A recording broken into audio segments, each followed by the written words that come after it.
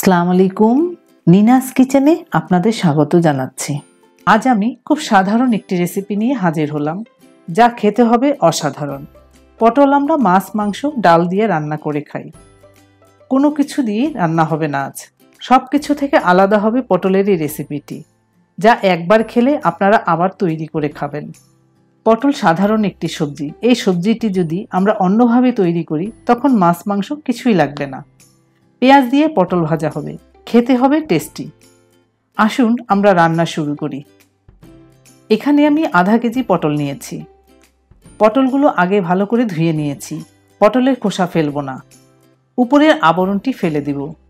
এভাবে হাতে নিয়ে ঘষে ঘষে উপরের আবরণটি উঠিয়ে নিচ্ছি। এই কাজটি আপনারা আপনাদের সুবিধা মতো করে নেবেন। বটি বা ছুরি দিয়ে যেভাবে ইচ্ছে করে নিতে পারেন। দেখুন, উপরের আবরণটি ফেলে দিলাম। আমি আরেকটি দেখাচ্ছি। এভাবে বাকিগুলো আগে করে নিচ্ছি। সবগুলো পটলের আবরণ ফেলে দিয়েছি। এই পটলগুলো আরেকবার ধুয়ে নিচ্ছি। দুই পাশে পটলের বোটা ফেলে দিলাম। এবার পটল টুকরো করে নিতে হবে। মাঝে টুকরো করে নিচ্ছি। এখানে শেষ নয়, এবার এই টুকরোটিকে আরেকটি টুকরো করে নিচ্ছি। সেই একই রকম করে আরেকটি টুকরো করে নিলাম। আবারও এভাবে সবগুলো কেটে নিচ্ছি। কাটা হয়েছে, এই পাত্রে উঠিয়ে নিচ্ছি। এবার আর পটল ধুতে হবে না, পটলগুলো একরকমই হয়েছে। পটলে দিচ্ছি লবণ পরিমাণ মতো, হলুদ গুঁড়া 1 চা চামচ, ভাজা ধনিয়া গুঁড়া আধা চা চামচ, মরিচ গুঁড়াও দিচ্ছি আধা চা চামচ, দিচ্ছি সরিষার তেল 1 টেবিল চামচ। এখানে খুব বেশি মশলা লাগবে না। এই পটল ভাজাতে আমি খুব বেশি মশলা ব্যবহার করব না। এবার হাতের ছোঁয়া লাগবে। হাত দিয়ে বেশ ভালো করে মাখাতে হবে। এমনভাবে মাখাতে হবে যেন মশলা পটলের মধ্যে ভালোভাবে মিশে যায়। পটল মাখা হলো। মশলা মাখা পটল রেখে দিচ্ছি 10 মিনিটের জন্য। 10 মিনিট পর ম্যাজিক দেখবেন। দেখুন 10 মিনিটে মাখা পটল কতটা কমে গিয়েছে। পানিও বের হয়েছে। দেখলেন তো ম্যাজিক? লবণ আর মশলা দিয়ে যদি আগে মাখিয়ে রাখেন এইভাবে, এরকম হবে এবং ভাজা হবে সুস্বাদু। মশলাগুলো পটলের মধ্যে ঢুকে গেল, খেতেও হবে মজা। এই পানি সহই আমি রান্না করব পটল। এখানে আধা কাপ তেল আছে। এই পাত্রে পুরো তেলটা দিচ্ছি না, অর্ধেকটা দিচ্ছি। বাকি অর্ধেক রেখে দিচ্ছি, পরে ব্যবহার হবে। তেল গরম করার প্রয়োজন নেই। এই তেলে ছেড়ে দিচ্ছি মশলা মাখা পটল। একটু নেড়ে চেড়ে ঢেকে দিচ্ছি। চুলার আঁচ মাঝামাঝি করে দিলাম। 5-7 মিনিট পর ফিরলাম। আবারও নেড়ে দিচ্ছি। পটল সেদ্ধ হয়ে যাবে এর মধ্যেই। এবার চুলার আঁচ কমিয়ে রান্না করতে হবে। 3 মিনিট রান্না হয়েছে, পটল নরম হয়ে এসছে। চুলার আঁচ বাড়ানো হয়নি। আরও 3 মিনিটের জন্য রান্না করে নিচ্ছি পটল। এবার পটল সেদ্ধ হয়েছে। এখন একটু বাদামি রং হলেই নামিয়ে রাখবো। নামানোর সময় হয়েছে, পটল নামিয়ে নিচ্ছি। এই ফ্রাই প্যানে সেই তেল, যে তেলটুকু রেখে দিয়েছিলাম, দিয়ে দিচ্ছি। এবার এর মধ্যে দিচ্ছি উঁচু করে 1 কাপ পেঁয়াজ কুচি।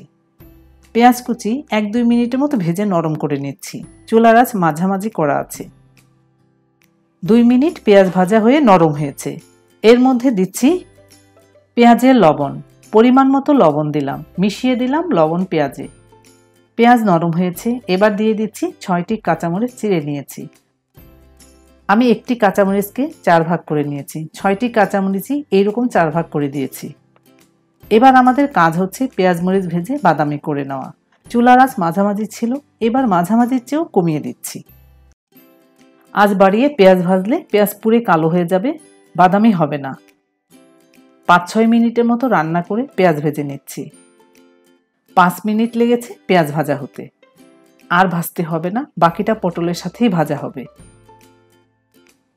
1 মিনিট আগে আরেকটি চুলাতে পটল বসিয়ে রেখেছিলাম, চুলার আঁচ কমিয়ে। এবার এর মধ্যে দিয়ে দিচ্ছি পেঁয়াজ ভাজা। মাঝে একটু গল্প বলে নিচ্ছি। আমাদের বাসায় বেড়াতে এসছেন গেস্ট। খাবার টেবিলে পটল ভাজা দেখে বললেন পটল খান না উনি। তবে আমি ওনাকে অনুরোধ করাতে পটল ভাজা খেলেন। তারপর কি হলো জানেন? এই পটল ভাজাই তার পছন্দের তালিকায় চলে এলো।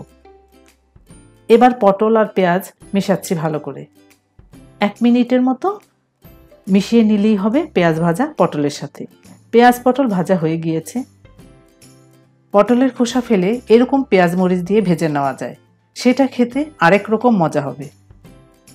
এবার আবার দিচ্ছি ধনিয়া পাতা কুচি। এখানে ধনিয়া পাতা কুচি অবশ্যই দেওয়া লাগবে। ধনিয়া পাতা কুচি দিয়ে আবারও হালকাভাবে একটু নেড়ে মিশাচ্ছি। ধনিয়া পাতা খুব বেশি সময় নিয়ে রান্না না করাই ভালো। বেশি সময় নিয়ে ধনিয়া পাতা রান্না করলে ধনিয়া পাতার মূল ঘ্রাণ চলে যায়। ধনিয়া পাতা মিশিয়ে নিলাম। এবার চুলা বন্ধ করে দিলাম। ব্যাস হয়ে গেল আমাদের পেঁয়াজ পটল ভাজা। সব কিছু থেকে আলাদা পটলের এই রেসিপিটি একবার করে খেয়ে দেখুন। আমি উঠিয়ে দেখাচ্ছি, পটল ভাঙেনি, কিন্তু ভাজা হয়েছে সুন্দরভাবে। পটলের এই রেসিপিটি সাদা ভাত ও পোলাও দিয়ে খেতে পারেন। সাথে নেবেন লেবু, কাঁচামরিচ বা আচার। ধন্যবাদ সবাইকে আমার ভিডিওটি দেখার জন্য। আপনারা ভালো থাকবেন সবাই।